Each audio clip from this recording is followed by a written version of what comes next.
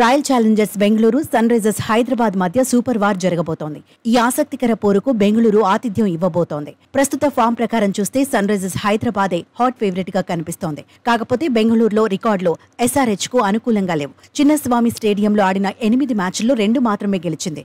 SRH కు winnowing percentage ఇక్కడే తక్కువగా ఉంది. ప్రస్తుతం జట్టుగా చూస్తే సన్ రైజర్స్ బలంగా ఉంది. ఇప్పటి వరకు 5 మ్యాచ్ల్లో 3 విజయాలు సాధించింది. 2 మ్యాచ్ల్లో ఓడిపోయింది. పాయింట్ల పట్టికలో 4వ స్థానంలో ఉంది. రాయల్ ఛాలెంజర్స్ బెంగళూరు మాత్రం దారుణమైన పరిస్థితుల్లో ఉంది. బయటి వేదికలైనా హోమ్ గ్రౌండ్ అయినా గెలుపు బాట పట్టలేకపోతోంది. ఇప్పటి వరకు 6 మ్యాచ్లు ఆడిన RCB ఒకే ఒక్క విజయం సాధించింది. 5 మ్యాచ్ల్లో ఓడిపోయింది. పాయింట్ల పట్టికలో 10వ స్థానంలో నిలిచింది. చివరి 4 సీజన్లలో RCB 3 సార్లు ప్లే ఆఫ్స్ కు చేరింది. గతేడాది కొద్దిలో ప్లే ఆఫ్స్ కు చేరే అవకాశాన్ని కోల్పోయింది.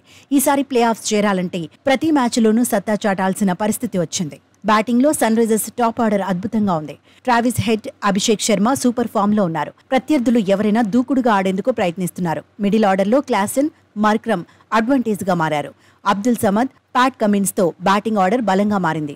నితీష్ కుమార్ రెడ్డి కూడా తన వంతుగా రాణిస్తున్నాడు. ఈ సీజన్లో ముంబై ఇండియన్స్ పై 277 పరుగులు చేసిన ఊపులో ఉంది.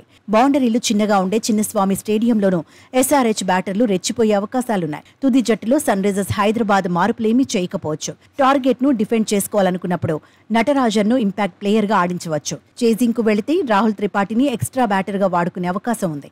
రాయల్ ఛాలెంజర్స్ బెంగళూరు బ్యాటింగ్ లో నిలకడలేదు. ఎక్కువగా విరాట్ కోహ్లీ మీదే ఆధారపడుతోంది.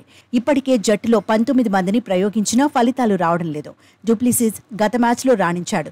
మ్యాక్స్వెల్ ఫిట్ గా లేకపోతే మళ్లీ గ్రీన్ ఎంట్రీ ఇచ్చే అవకాశం ఉంది. గత మ్యాచ్లో విల్ జాక్స్ కూడా ఆకట్టుకోలేకపోయాడు. రజత్ పటీదార్, దినేష్ కార్తిక్ పైనే అంచనాలు ఎక్కువగా ఉన్నాయి. బౌలింగ్లో RCBకి సమస్యలు తప్పడం లేదు. బ్యాటింగ్ ఆర్డర్పై ఒత్తిడి ఎక్కువగా ఉంది.